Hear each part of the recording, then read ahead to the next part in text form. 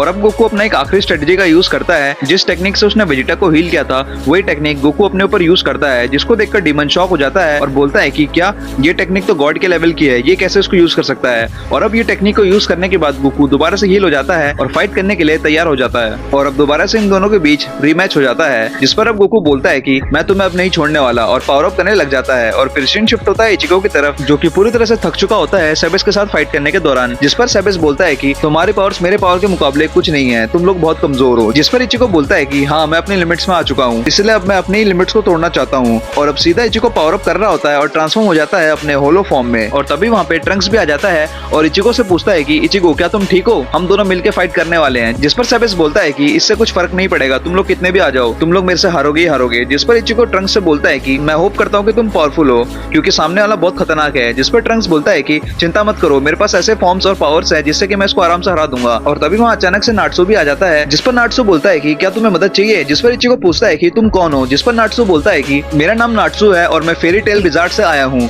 चलो इसको साथ मिलकर खत्म करते हैं। जिस पर सेबेस बोलता है कि आ जाओ, जितने आ सकते हो आ जाओ। जिस पर ट्रंक्स बोलता है कि ध्यान से, जो हमारे सामने एनिमी है वो एक इवल गॉड है, इसलिए हमें बिन होल्ड बैक करे और अपने फुल पावर पे लड़ना चाहिए। जिस पर सेबेस बोलता है कि अच्छा दिखाओ अपने फुल पावर। और अब ट्रंक्स सीधा अपने सुपर सेन फॉर्म में आ जाता है, जिस पर सेबेस बोलता है कि ये फॉर्म नहीं। फिर तुरंत से ट्रंक्स अपने सुपर सेन ब्लू फॉर्म में ट्रांसफॉर्म हो जाता है, जिस पर सेबेस अब घबरा जाता है क्योंकि ट्रंक्स की पावर अचानक से बहुत ज्यादा तेजी से बढ़ रही होती है। और अब इचिको और नाटसू दोनों के दोनों ट्रंक्स की पावर को सेंस करके शॉक हो जाते हैं। और ट्रंक्स की बढ़ते पावर को दूर से वेजिटा भी सेंस कर लेता है और बोलता है कि क्या ये ट्रंक्स है, इसने तो पावर लेवल में मुझे तक सरपास कर दिया।